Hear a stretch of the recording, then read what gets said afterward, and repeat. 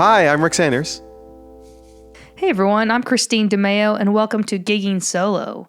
Rick, what's been going on in your world, man? It's been getting a little busier, which we generally like. I think we're recording this on a Thursday, and I have gigs today, tomorrow, Saturday, Sunday, which is good.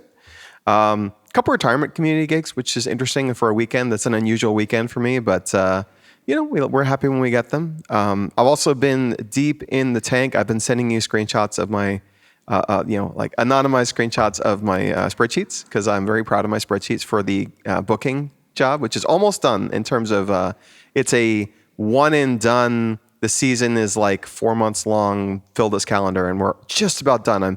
I might get a call for literally like the last slot some point during this podcast and have to silence it. So apologies if that does happen.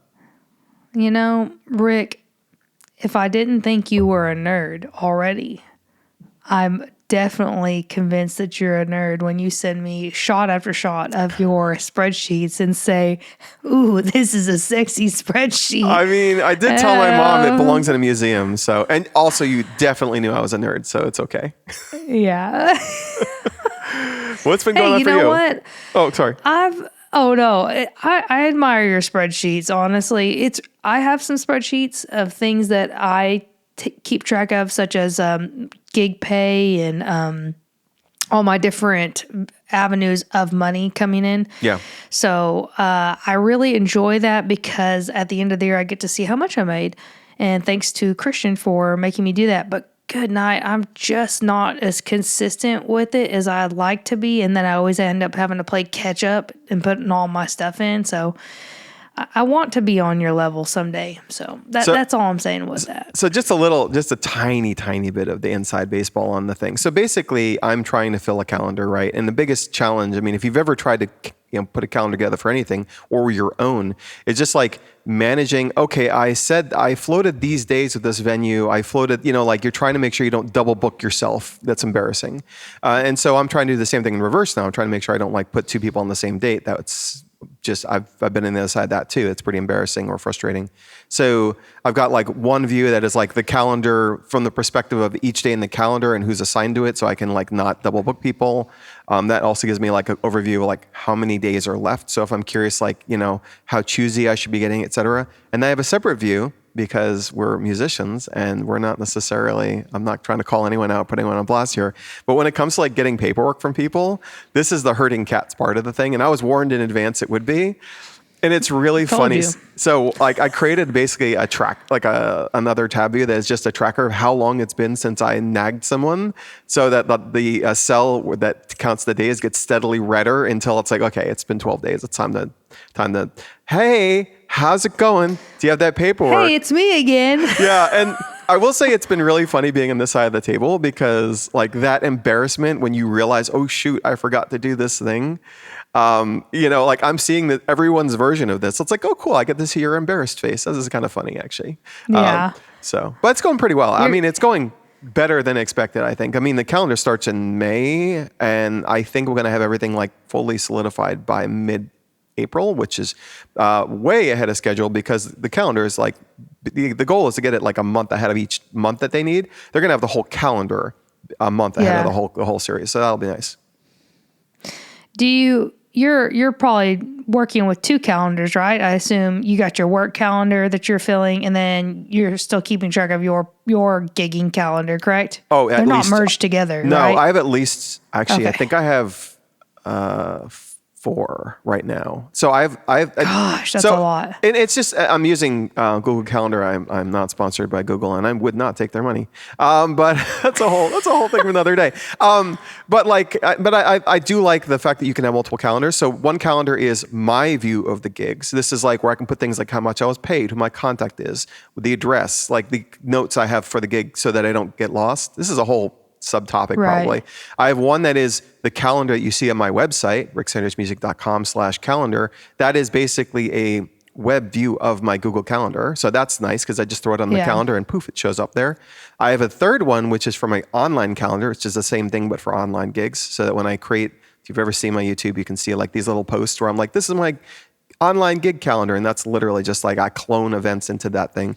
And the fourth one is what I call hold for gigs. This is where I don't accidentally overpromise myself to too many places. Or I know, like, if someone asks me for a Yeah. date and I have a hold on it, I kind of do some quick math and it's like, yeah, this wasn't a hard hold or this was a hard hold or whatever.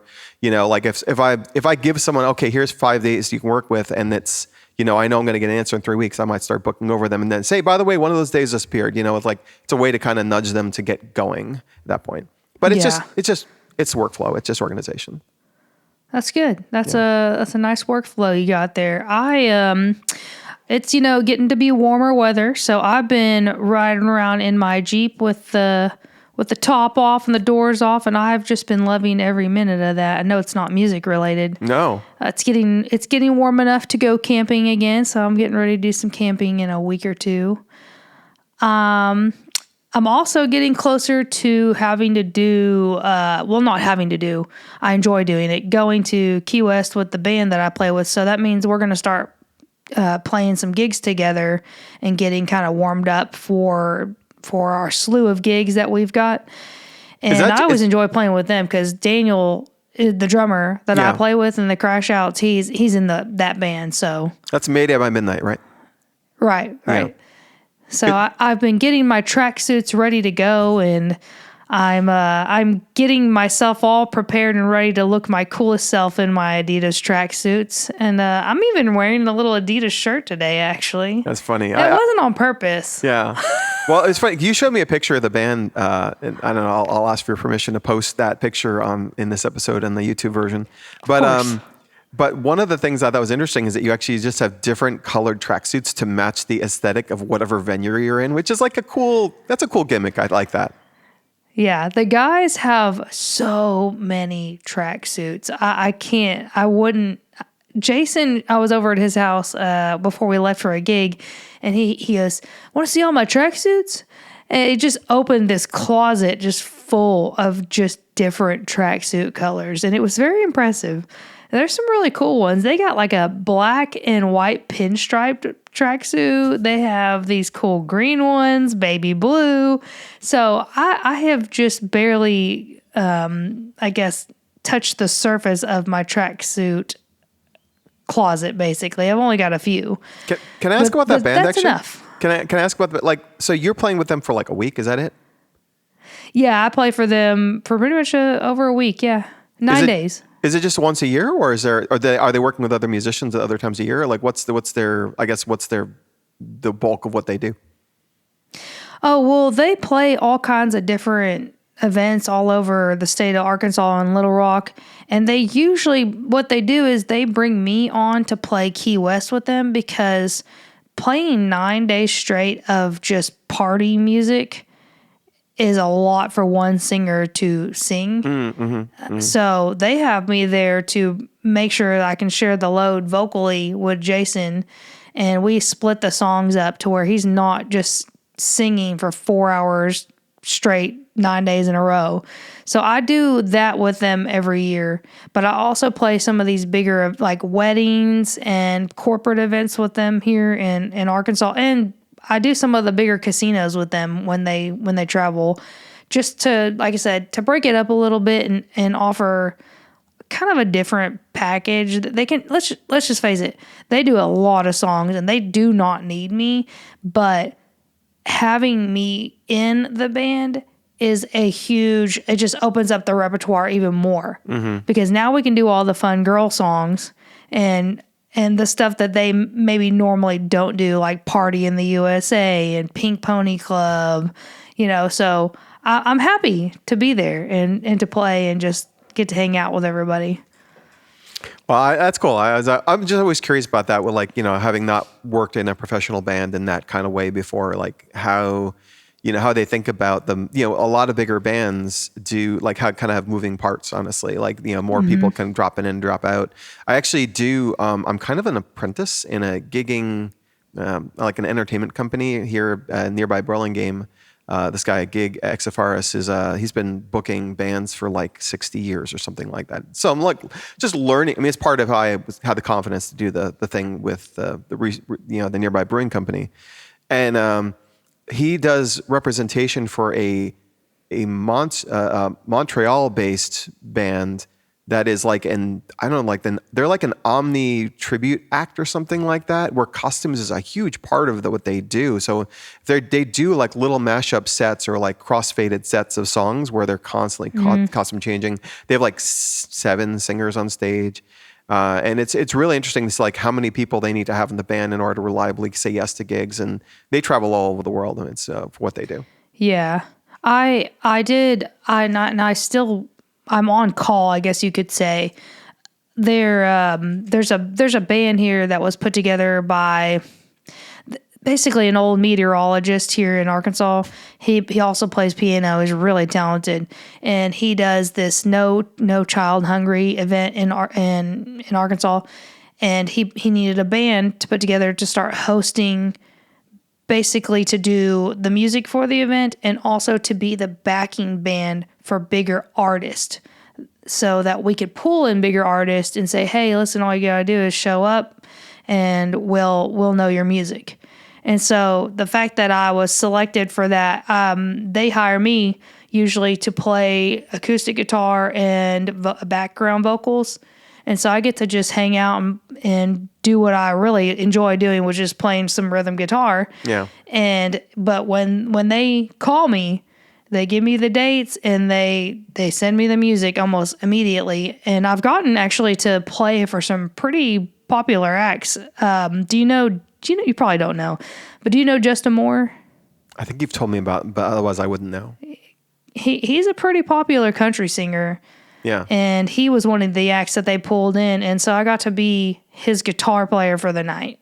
It was cool. Me and then another electric guitar player. So electric guitar player did all the cool, rock and roll type sounds. And I got to do all the thick rhythms. And then we had a slide player and a fiddle player.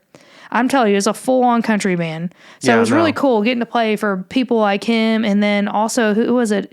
Buddy Jewel came in and we played for him and did his songs for him. But yeah, they give you the music. You better know the music, because if you don't, you're not getting a call back. And I luckily have been called back quite a few times. So yeah, one other question on that before we jump to our topic is when you're playing acoustic in those settings, are you playing like an actual that looks like an acoustic guitar? I mean, you have your T5Z, which is kind of a hybrid. Or are you are you trying to like make sure the aesthetic matches acoustic at that point? Oh yeah, 100%. I play my Taylor 514 acoustic, and I haven't done it in a few years because it's been a minute. But there for a while, I had a specific acoustic pedal board that had an LR Baggs direct box that's got like the preamp in it. I had a couple of very special, unique pedals that gave me a really full acoustic sound, just so I could make sure I was like nailing that country vibe, because most of these acts were country acts. So it was fun. I definitely hope I get to do it again when they start doing stuff again. That's cool. Yeah. Well, I'm gonna try to segue that into our topic, because we're going to talk about gear again. We do that on occasion. But you had a thing happen recently, and then I had a thing happen recently, even more recently than that, that kind of you suggested this topic, which was you were dealing with some power issues from your HX Stomp, and you didn't know it was power issues at the time. You were just dealing with issues with it. And so you're like, well, we should do something about what to do when gear fails. And we're kind of figuring out the right way to like have this conversation in a way that was like useful, because we do a lot of like, oh, these are our ideas for like the best ways to handle this general thing. That's like, like be friendly, or, prepare the day before, or whatever, like there's just some obvious best practices for some things. But most of the things we're going to talk about today do not cleanly fit into that mold, because we're going to tell stories. We're going to swap horror stories, honestly, or war stories, whatever you want to call it, about things that went wrong. And just kind of like, what in the moment we learned, and did anything change? And this is like the best way we could think to like to approach this topic, I think. I don't know. What do you think, Christine? I think this is a pretty solid way to approach this topic, because we want to give you an understanding of, number one, gear problems happen to everybody at some point in your career. And number two, you need to know how to kind of navigate through some of these more tricky times. So hopefully with some of our experiences and stories, you will get some good working knowledge of maybe what to do when your gear decides to die on you. Yes. And so speaking of an actual like gear dying, because these are going to be a range of things from like misbehaving to dying, I'm going to start with a story about a day my mixer died. This is also, by the way, the same. It's funny because I've actually talked about this specific gig once before in the context of taking requests. I was at a venue. This is the same venue where someone discovered I had a song list that I forgot I had shown somewhere and requested a song that I did in fact know. I'm like, oh, that's an odd choice. Like, oh, well, you have a list here. That same gig, I think it was before that interaction. I was first of all playing on this itty bitty tiny little, like basically too small stage. It was like ridiculous. And I had my mixer on a little stool because I was trying to save real estate in my tiny stage. And somewhere, I don't know, half an hour in, my mixer just dies. That's it. It's just done. It never mixed again. It was just over for that poor mixer. And never to mix again. Never to mix again, Sorry. you know? So it wasn't, didn't want to get in the mix, didn't want to be mixed. It was done. And so, but I had, and you know, like maybe I didn't need it, you know, but it was a habit of me to use it. And so I'm like, okay, well, once I figured out what's going on, and again, you're in the, we'll talk about another version of this because I know you have a story, something like this, but like, you know, once you figure out what's happened, because, you know, at first it's like, all I know is sound isn't coming out, or I don't remember if it was a sound not coming out or a weird like hum or something like that. I think it was actually just straight up dead. I'm like, okay, well, I can bypass the mixer and go into my PA, which has multiple inputs. I have one of those Evolve 30M guys. And so like I was able to get going again.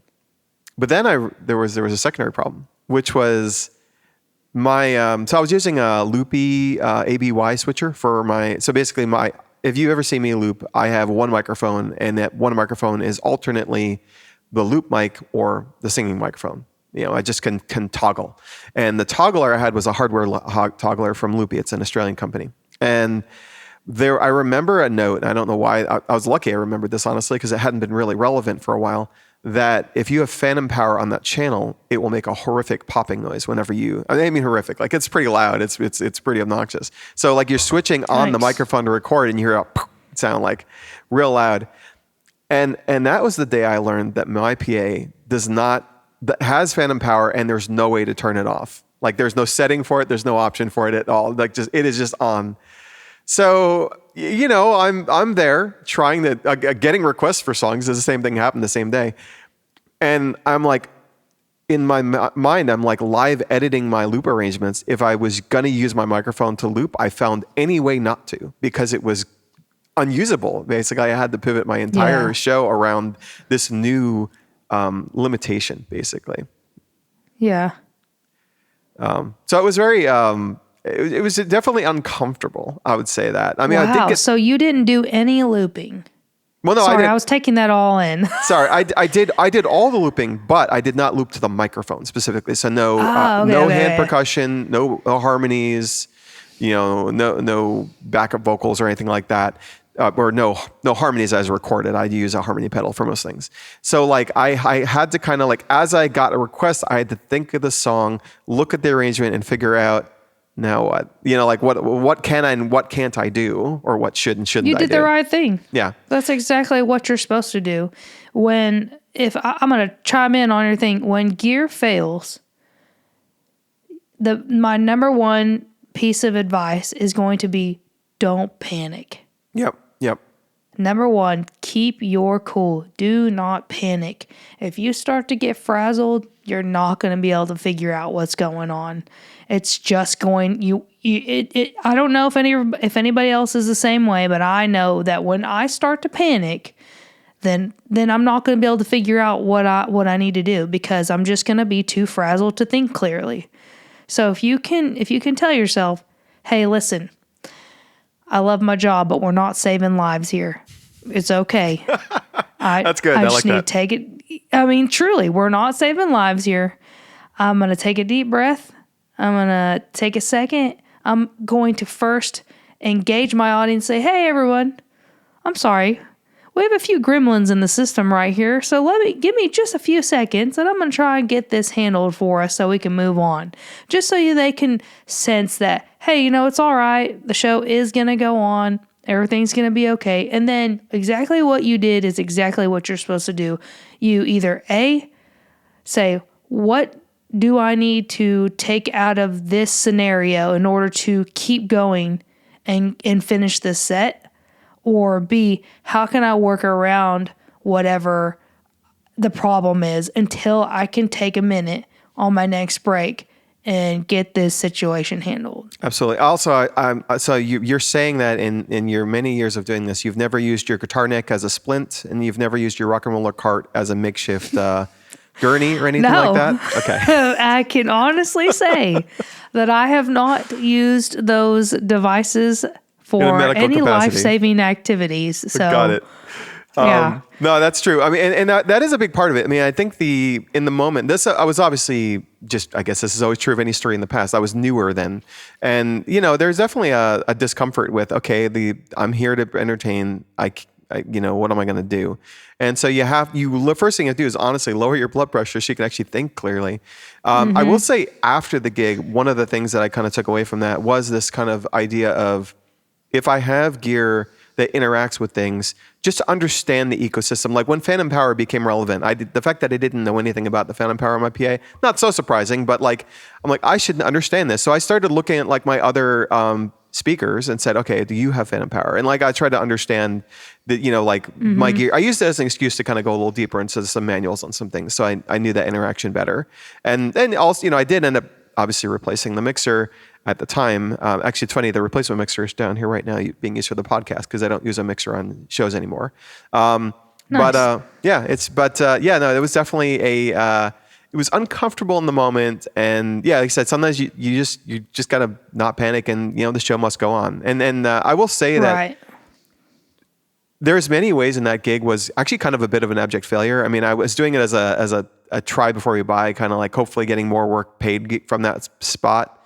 I was on a stage that was too small. They were weirdly hostile about people using their own PAs. There was the vibes were all kind of off on the whole thing. I did not end up ever really turning that venue into. I like the spot, good beer, but it's not a good place to play. And but I take that as a success, both because I had this learning experience and because I ended up doing requests as a result of the show. So you never know what success looks like when you start out. So Christine, are you frozen? Oh my God, you're frozen. One day later. And we're back. So it may not be obvious, but in the episode we're doing on gear failing, Christine's internet died. So some time has passed, and we're going to continue going because that's what gigging solo is all about. And ironically, specifically, this episode is all about. So Christine, yes. Did you have anything else you want to say about that? I do apologize about my internet. Here in Arkansas, I live out in the sticks, and my studio is not attached to my house. So I've got a bridge, an internet bridge, I guess that's what they call it, really. And yeah, sometimes it loses connection during stormy or cloudy, mainly just rainy weather. It's been raining yesterday and today. So fingers crossed that it's not going to do that again today. But I did want to actually comment on your situation with your mixer and your EV speaker because I actually own that system and I love it. I've owned the EV50Ms as well. And I think it's hilarious when people don't know their gear well enough. And I have made these mistakes. I am one of those people. But I always learn from it as well. And with the EV30M, I did a video on it. I know this system pretty darn well. So much so that you were talking about Phantom Power.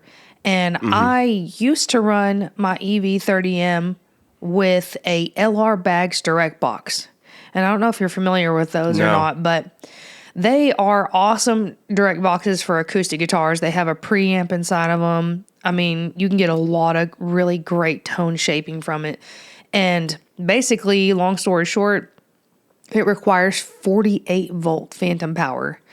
And the EV30M only provides 15 volt phantom power. Interesting. And on the video that I made, I've had a lot of people, I made sure and put that detail into my video because I didn't want other people to have the same issue. Because when I first bought it, I thought, this thing says it has phantom power. Why is it not powering my DI?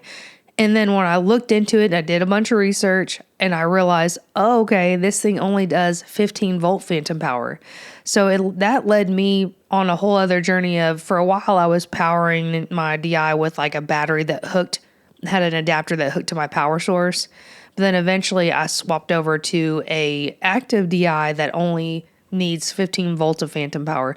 And I think things like that are just really important pieces of information to know about your gear, because that can really make your day or break your day. And I remember when I first figured it out, unfortunately, it wasn't at a gig, it was at my studio, but it just was such a headache. I probably would have gone a different route, but now I'm glad I didn't, because I really do love that little system. Yeah. And I think it's great that you were able to at least kind of walk away from your situation with some greater knowledge of how phantom power can really affect your gig. Yeah, no, whether or not I wanted it in the moment, I got an education, and that's how all these are going to go. Yeah, no, 100%. And that's how I feel a lot with every experience that I've had with my gear.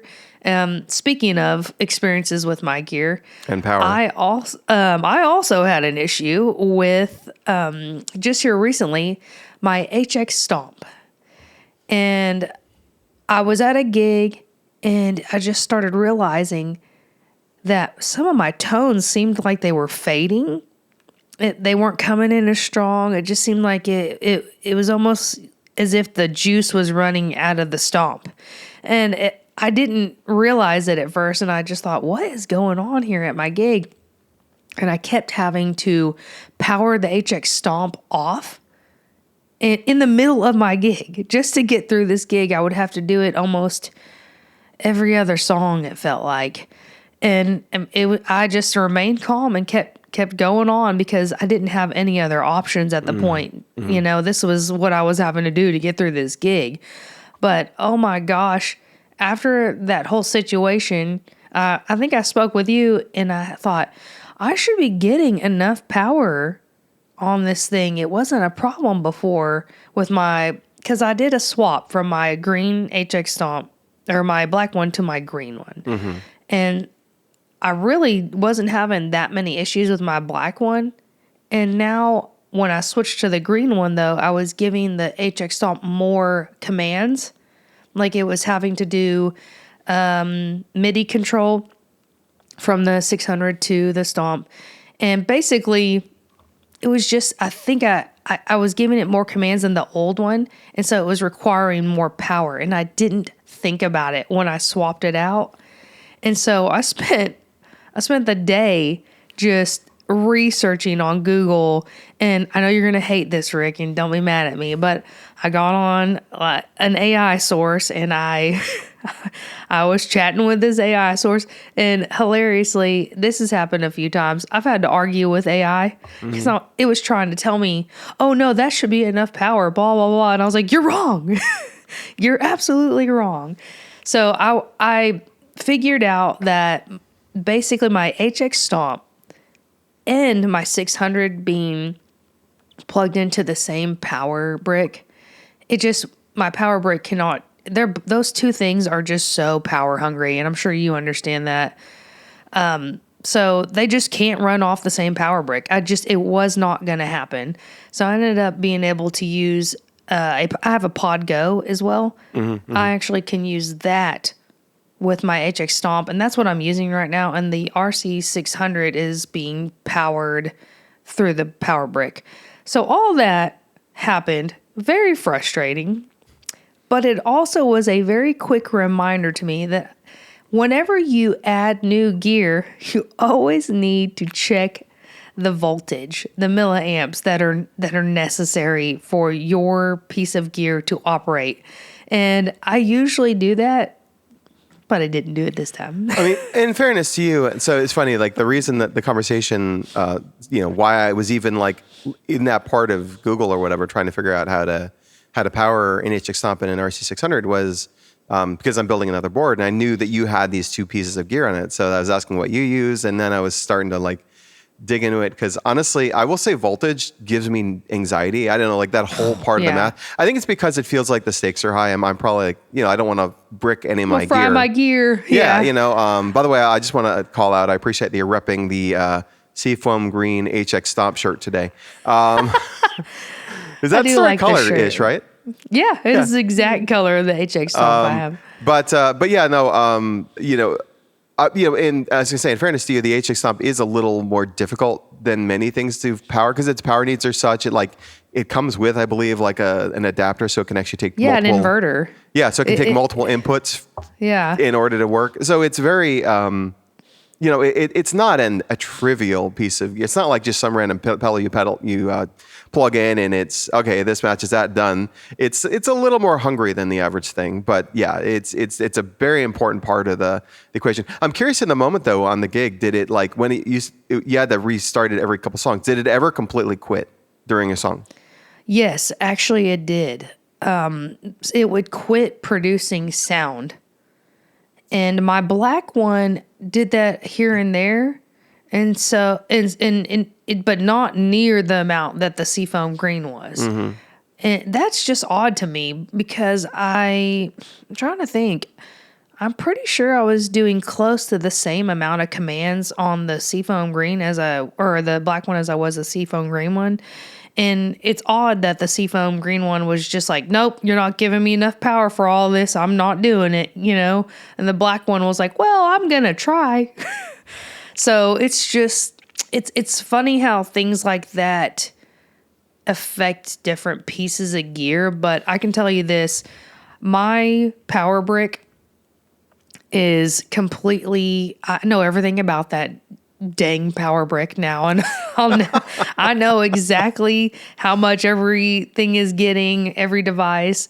I'm actually using, and I think this is a little off subject, but I'm using a coupler from my 600 to the power brick just so that it's getting a very even distribution of milliamps.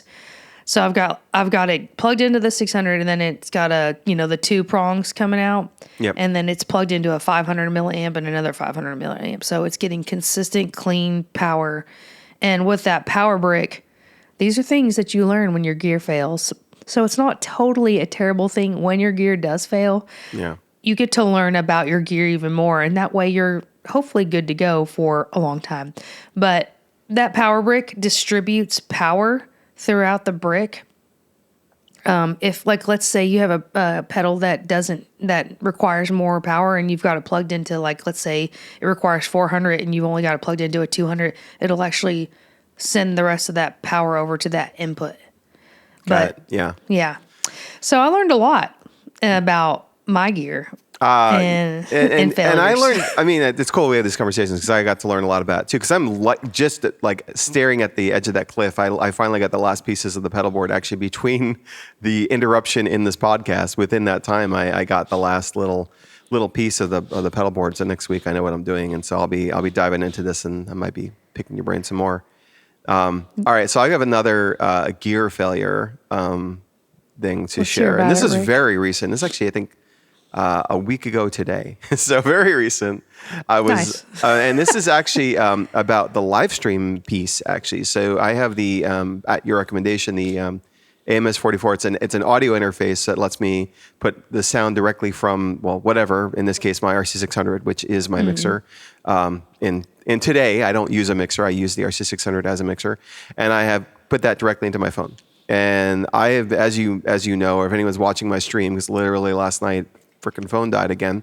I was trying to find some way to get power into my phone, and it's been a misery. I don't know what it is. Something about either the splitter I have or my phone or whatever. When I try to plug in my phone, it crackles. It's useless, and it's sad. You've actually seen it. You commented on it one time.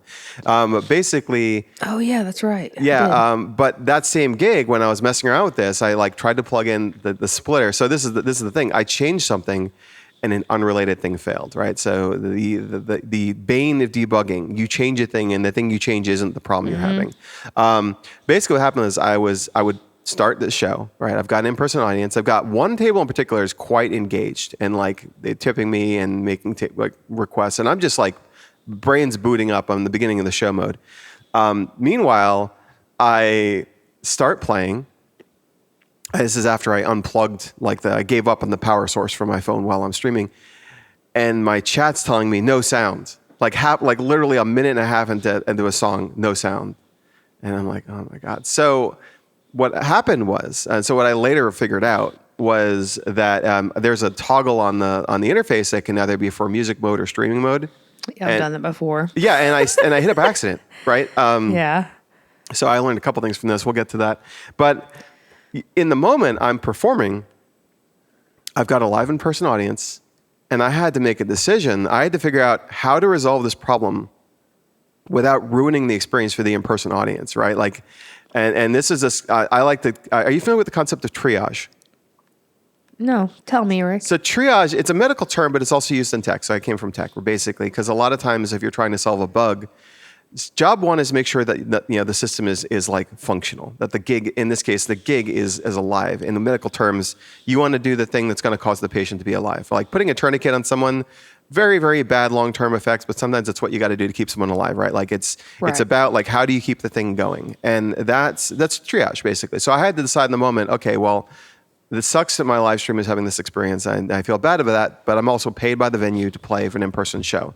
So anything I do needs to be in between songs. I need to I'm literally playing a song, like trying to be present, swearing at my gear internally because I'm dealing with all this frustration and additional stress while I'm again trying to perform a song, and then between songs I'm I reseat the connections. So maybe that's it, and then like a minute and a half in, same problem, predictable. Every single time, like a certain amount of time in, chat says no sound. Then I finally figured out what it was. But the two things I learned from that, or was reminded of, is really triage. Like if you're doing a live in-person show and you're dealing with an issue, you have to figure out if it's critical to the critical path of what you're doing. Like, is it right? And maybe it could be like, you can think of catastrophic versions of this. Like your looper dies. Can you continue as an acoustic guitarist if you're being paid for a show? If your background music and it's like, well, this sucks, but it's at least I can then delay dealing with this problem that is now at that point looming for you, and to just kind of get things up and going. So it's less about yes, the AMS4 has a switch. I hit it by accident. I recently rebuilt the board to minimize the number of these physical switches that can get nudged, but there was one and it caused chaos. And now at least I will know if there's no sound. One of the first things I'm going to look at is that switch in the right place. Yeah, and that honestly, that just happened to me too. But it did and didn't. Anytime I'm just going to throw out this venue's name, the Ohio Club, and I love playing there. I think it's haunted. I'm dead serious. I do think it's haunted. Mark, if he listens to this episode, came and saw me play there, and he knows it's an old building. And every time I play there, I have some sort of and I never have it anywhere else, by the way. I always have some sort of internet issue or some sort of just technical weird issue with my gear there. And my live stream, I did a live stream there during one set, and then I took a break and I was like, okay, I'm going to come back and do another one. Just a ghost got in my gear and said no, because everything was right and perfect on my Zoom AMS, and it just would not produce sound out to the phone. And I just can't help but just say it's a ghost. I blame it on the ghost of the Ohio Club. And that is really frustrating, but I had a live audience as well. Mm-hmm. And I think you're right. Just whatever issue you're having with your gear at the time, I think the main takeaway is just, what do you have to do to make the show go on? Whatever else, it can be fixed later, but don't panic, number one. Mm-hmm. And then number two, assess what are your basic needs to make this thing keep rolling, you know? So I had to do that as well. It was frustrating though. Yeah, no, you always want it to go like smoothly, but sometimes it's not in the cards. What, Yeah. Do you have another recent one you want to talk about? I do actually. It wasn't too recent. It was a while ago, but same venue. Like I said, they're haunted. They want you to use their speaker. I do want to ask one thing because I almost asked it in the last section. Now you're going back to the Ohio Club. Is it an all ages club? Are there little toddlers running around? Nope. Okay, never mind. I was wondering if maybe the spirits are haunting it might be 4-year-olds. No, but that would make a lot of sense. Yeah. No, they're the type of venue where you plug into their mixer usually and use their speakers. Well, I was plugging into their mixer. I had a packed out, crazy, wild crowd. And once again, I'm playing and started realizing that there was just some weird noises happening. And it was really distracting. And at that moment, when things like that happen and you've got a crowd in front of you and everybody's in the zone and they're vibing, the thing that I can say to do is don't recluse. Like don't go into yourself and not tell the audience what's going on, because then it creates this weird cutoff between you and them. So what I do and what I did during this situation, hey everyone, do you guys hear that? They're like, yeah, we hear that. I'm like, there's some gremlins in the system. You guys give me just a minute. Don't go anywhere. In fact, you go get me a drink. I looked at the song. I was like, you go get me a drink. I was like, you need another shot. Just make it part of the fun, engage your audience. Let them be in on this problem solving with you. Yeah. And so I did that.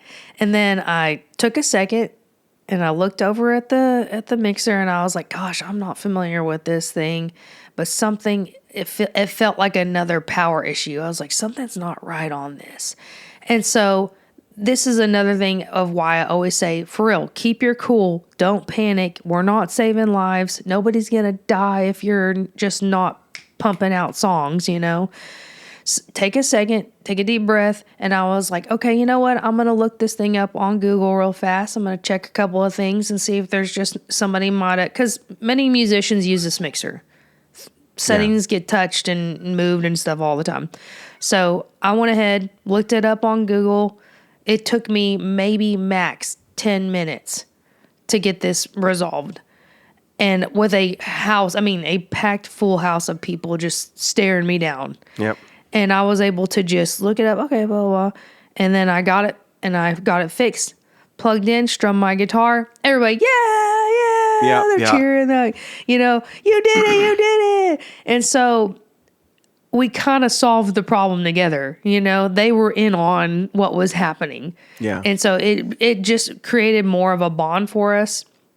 And afterwards, when I took my break, this guy comes up to me. He goes, you're a real bad beep. And you're a pro.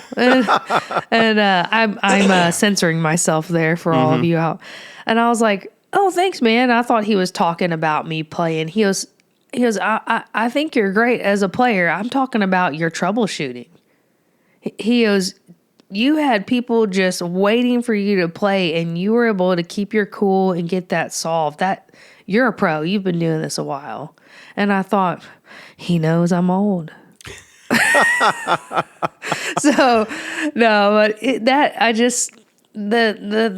just comes back to that common theme of keeping your cool and assessing, what are the necessary things I need to do to solve this problem. And like I said, addressing your audience so that they stay engaged and it feels like a shared crisis. Like we're fixing this together. Yeah, exactly. So, do we have a swear jar on gigging solo? Have we ever sworn on this? I feel like if I recall correctly, I think we've both censored ourselves once in this episode.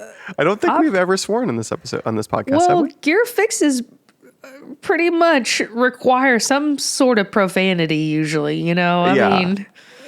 Yeah, don't undervalue the power of swearing at a gear in a good under your breath kind of way when you're when you're dealing with this stuff. You should hear me sometimes. If the audience could hear the things that I say sometimes when my gear is acting up, they would never hire me back at these venues because I'm just like beep beep beep beep beep. I know. I also tend to anthropomorphize my gear a little bit. I look at it and say, "Oh, do you want attention? Is what this is about? You want attention? Okay, well, I guess I'm giving you attention now. Do you want me to scratch your belly? You don't have a belly. Get to work. That's a work. Get to work. You do your job. Yeah. Oh my God. But like I said, these are gear problems are going to happen, and these are just things to remember when they do happen. It's just like I said, just stay calm. Suss out what you need to suss out. Keep your audience involved, and I think just everything will be all right. But do you have any other pro tips for us when it comes to this kind of stuff? I have one last one. I mean, it's kind of, I'm assuming it's shared. Basically, I can think of 3 examples off the top of my head where the system just shut down. And basically, and this is generally, imagine you get unplugged scenario. I had one case, this is early on, I was playing in a really, really small venue. We're talking like, I'm a newbie. This is pre-professional Rick, where like I'm playing, I think it was Breakfast at Tiffany's, because of course I play that one a lot. And my microphone just stopped working, just straight up, nothing. And like, but people were like, and this is the part where I guess I have to sing now, but there's no microphone. I don't know what's got, and like someone in the front row burst out laughing. It was like their favorite moment of the show because, this, I will say this, if you really want to know how to deal with the wildest stuff, because we're only scratching the surface on this kind of thing, I recommend the theater improv. One improv class, every human can benefit because you will learn how to roll with punches, and those punches are going to come from directions you would not imagine. But like I've also been on a stage where, this is in the Aussie band. We were the last act of the night. It was a birthday party. The sound guy really wanted to go home, and he's trying to unplug things that aren't in use, and my microphone goes dead. So I'm basically now I guess I'm lip syncing Ozzy because I can't sing. There's no way I can sing over the back of this band. Like these are the things where there's a bunch of flavors. You probably have horror stories about like being like I've been unplugged because they had an extension cord inside a venue and they put it outside and someone inside's like, "What's this?" And then my system goes dead. Like that's happened a couple different times. Less lately. I've been playing at more professional venues than that, but. Sometimes you have to like fall back on, okay, well, I'm not performing music anymore. I don't have anything functioning at this point, but you're still on the job being an entertainer, and that's where you really have to lean into. I mean, really just improv stuff. Do you have any examples of that for you? Honestly, I have a horror story I could share with you. I just remembered this. I must have blocked it out of my mind. Oh no, I'm sorry. I had a gig where I drove an hour and 30 minutes to play this venue. This was a while ago, a long time ago, probably 4 or 5 years ago. And I brought a small speaker to this venue because I just felt like my big one was too big. Mm-hmm. And this was, I remember it was a Fishman, like a loud box. I love those guys. They sound great. Yeah. But don't use them because this one failed me. So I'm playing. I'm maybe like 30 minutes into my set, and then all of a sudden you hear this. And I was like, "What in the world?" I blew that speaker. Oh wow! On the spot, I blew the first time, only time ever I've blown a speaker. I blew my speaker, and I just had to stop. I couldn't play anymore. Yeah. And I remember I had a lot of people out there to see me, and I was like, "Hey guys, unless someone has an acoustic guitar, I can't play for you anymore." I said, I just blew my speaker, and there was nothing I could do. Yeah. That was a show killer, and nobody had an acoustic guitar, so I packed up my stuff, and this is where you just have to assess and be a pro. And I just went up to the owners and I said, "I'm so sorry. This is a gear failure on my end. And if you don't want to pay me tonight, I totally understand, because I can't do anything about this, and Yep. I can't personally make the show go on. And they were like, "No, we're not going to do that." I was like, "No, well, you know what? Don't only pay me half then, because I wouldn't feel good about taking your money since I wasn't able to perform on my personal. This is my fault. This is my gear failure." And so we were able. This is where not panicking, and this is where being a problem solver really comes into play. With that situation, I was able to say, "Hey, listen, they were like, we want to pay you half." And I was like, "Cool. And how about this? I'll come back again and you can just pay me the other half." And I was like, it sucks. It's not what I wanted to do. Yeah. It was a drive. But sometimes in order to keep a good working relationship and to do the right thing, you got to just take it on the chin. Yeah. And then sometimes stuff like that is going to happen. And I can tell you this, it's never happened to me again. And it never will. Yeah, know? no. I mean, this is my, like we talked about, like gear failure in general. That's rough though. I mean, that is like, Oh, it was at a rough. certain point, it's like, what can you can't do anything, right? I mean, Yeah. if it's a small enough venue, you have an acoustic guitar, maybe, but like really, Yeah. you have to be kind of careful in that situation too. You don't want to oversing if you're not amplified. But Yeah. wow, yeah, that's sometimes that's how it goes. But you handled it right. I mean, the thing is to be a professional, like own it. Yeah. You didn't blame anyone else. You didn't you just said, hey, this is on me. This is how I'm going to do for you. It was perfect. I mean, I think that's the essence of being a professional. I mean, the other guy gave you credit for being a pro for not panicking and fixing a mixer. I think that the more pro move is just going to the owner and just taking it on the chin. Sometimes, I really truly believe I've seen so many people shoot themselves in the foot by like just freaking out and throwing a fit, and not wanting to take it on the chin, because it sucks to. Yeah. It wasn't fun to drive back again for just the other half of the money. It wasn't Yeah. fun, but it's the right thing to do. Yeah, and I mean, and you're gonna get a reputation. I mean, in the end, the long game of that is it does work out usually. Yeah, Yeah. it does, and it did. No, I played there for years and years. Yeah. Just recently, I only stopped playing there just because it is quite a drive, and it's the vibe has changed a little bit. But Yeah. I mean, I'm still friends with the owners and everything, and I'm sure they'd still recommend me. So there's just gear there. It is gonna fail sometimes, and sometimes you're able to recover, and sometimes you're not. So you have to say, what's the right thing to do? What would I want someone to do for me?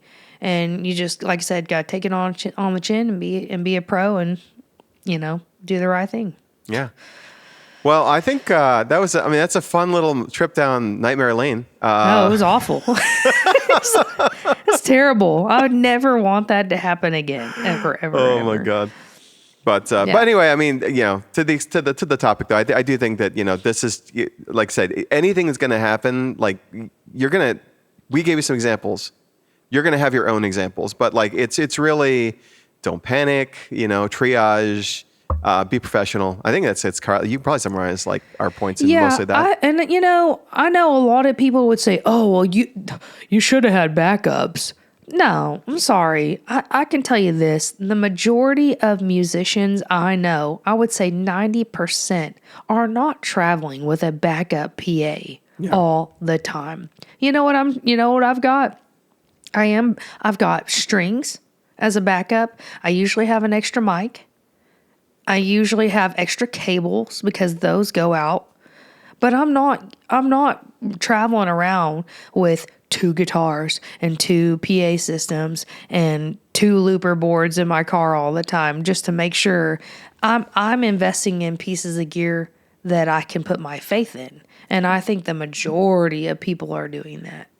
I will say I'm in the minority there. I think we've talked about my paranoia because I Yeah. had a mic stand crash out the first show ever, or nearly. So I do have a second speaker, but I don't begrudge anyone for not having it. That is the privilege of being able to have it, having room in the car to do it. Like that's. Yeah. I will say I've started not bringing the second looper, for instance, because it's just like there are a couple gigs where I really need to make sure that I can do the show as booked, and it's a loop show where I'll bring it if I think I can safely store my stuff. But if I can't store it, and I think I can like get away with just doing a non-loop show, I'll just do that. But yeah. But that again, to your point, I think it's reasonable to just trust the gear you have. Yeah.